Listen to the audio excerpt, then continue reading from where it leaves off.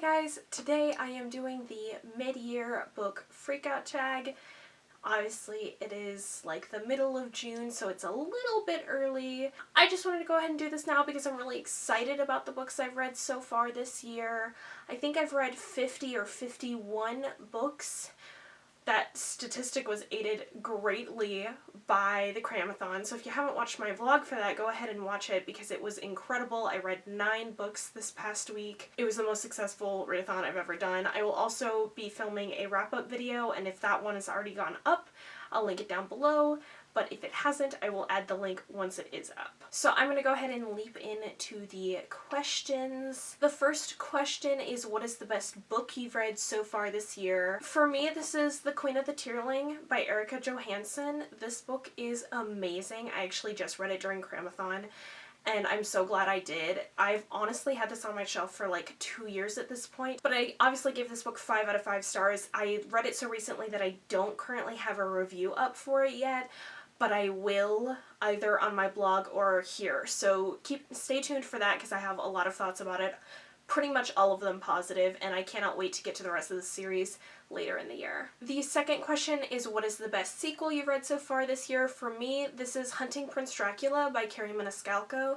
This is the second book in the Stalking Jack the Ripper series. I loved this book.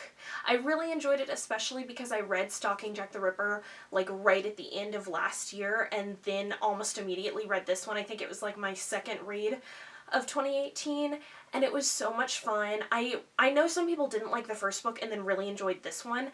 I just happened to like the first book and then really like this one. So I would definitely suggest this series if you're all about like that kind of gothic aesthetic and some pretty badass women. The third question is, what is a new release that you haven't gotten to yet? I actually have several of these staring at me on my shelf, so I'm just going to quickly talk about all of them in an effort to remind myself to please read these soon. The first of the new releases is The Burning Maze by Rick Riordan. This really doesn't need any explanation. It came out last month, I think.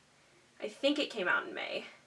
I'm not entirely sure, but I definitely need to get to this soon because I've already seen a major spoiler for it, which I'm hoping to either forget by the time I get there or hoping that it was wrong. Really hoping that. But either way, this is on my list for the summer. My summer book bucket list, so this will definitely be read within the next month and a half or so. Then I have The Hazelwood by Melissa Albert. This unfortunately has these like Target things printed on because this edition is signed, so I thought it was worth it. Everybody's talking about this, and I definitely need to read it really soon. Then I have Reign of the Fallen by Sarah Glenn Marsh. I actually started this one a little while ago. It's literally still on my currently reading shelf on Goodreads, so I just need to pick this back up again. And finally, I have Unearthed by Amy Kaufman and Megan Spooner. I was super excited for this one. It was on my most anticipated list of 2018.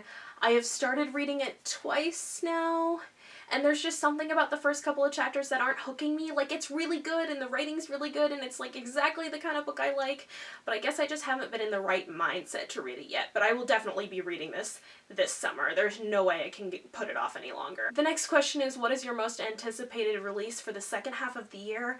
For me, this is Three Dark Reigns, I think is the name of it, by Kendare Blake. This is the third book in the Three Dark Crowns series. I love these books. Definitely a new favorite series of all time for me. Super good, especially if you like really dark fantasy. The next question is, what is your biggest disappointment so far this year? Unfortunately for me, this was Renegades by Marissa Meyer. I just didn't like it. There's a review of it on my blog. I will link it down below that kind of talks about why it didn't vibe with me. I do still plan on reading Arch Enemies though, because I'm really hoping that fixes what I thought Renegades did wrong. The next question is, what was your biggest surprise for this year? For me, this was The Radical Element, edited by Jessica Spotswood. This was a surprise to me about how much I liked it because I had heard a couple of negative things about The Tyranny of Petticoats, and this is kind of like the sequel anthology. But I absolutely loved this, and I also read this for Cramathon, so there'll be a review up later on once I get to it. But I really enjoyed this one. I gave it 5 out of 5 stars. And then the question is, what is your favorite new author? For me, this is Audrey Coulthurst. She wrote Of Fire and Stars, and then there's also the prequel out, Ink Mistress. I've only read this one because I read it for Cramathon, which is a little bit of a theme here, but I loved it. I just like getting to read Own Voices YA LGBTQ fantasy is something I almost thought I'd never get to do, so reading this and seeing the romance in this is so important to me, and I will literally read anything that she puts out. And then coincidentally, the next question is your newest fictional crush, and for me, this is Mare from Of Fire and Stars, one of the love interests in the book, and I just love her so much. She's so good, and she, like, has so many feelings, and oh my god, and she just loves horses, and I just want to love horses with her. Then it asks, what's your newest favorite character? For me, this is Kelsey from The Queen of the Tearling. She's a great protagonist, and I love her with all my heart. Then it's, what's a book that made you cry this year? For me, I'm gonna mention both of them because it's rare that a book makes me cry at all. So there have actually been 2 this year, and it's really interesting how they're connected. But the first one was Moxie by Jennifer Matthew, and then also The Nowhere Girls by Amy Reed, which I literally just finished last night, but it left me sobbing.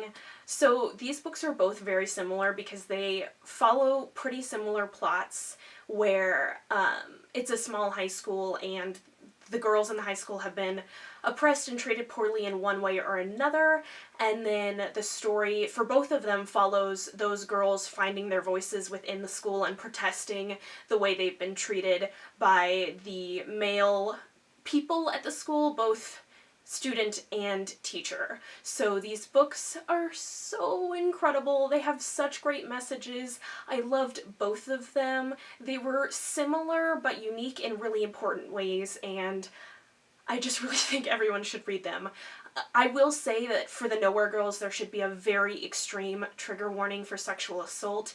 It is described in detail, and I was thankfully fine with it, but if you get triggered by those kind of things, I would not suggest reading this one.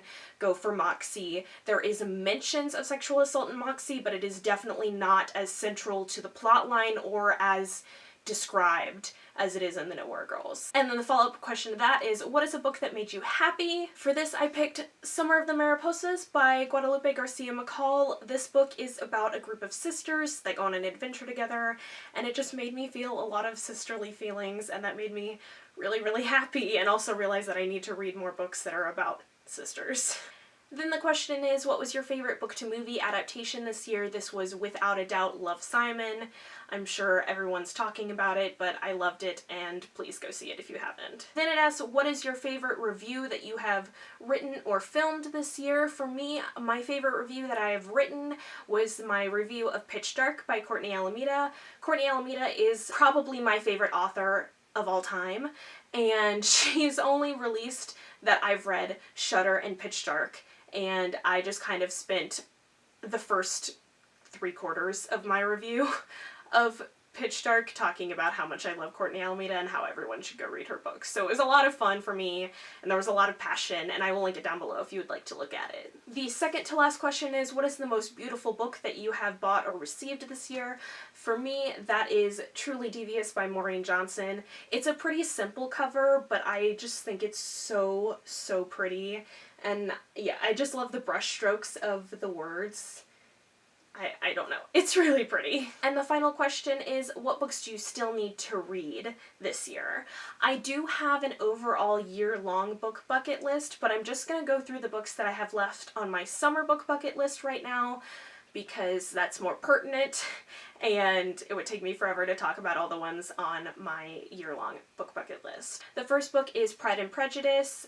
this really doesn't need an explanation. I just need to finally read it. Then we have the rest of the Ugly series by Scott Westerfeld. I haven't gotten to this one yet because I still haven't bought a new copy of Uglies, which I definitely need to reread to get to the rest of them, but I think these are all going to be pretty quick, so once I do finally do that, I will get them out of the way super fast. Then we have the Mistborn trilogy by Brandon Sanderson. I have actually read Mistborn and The Will of Ascension before, but my goal was to finally read Hero of Ages this summer.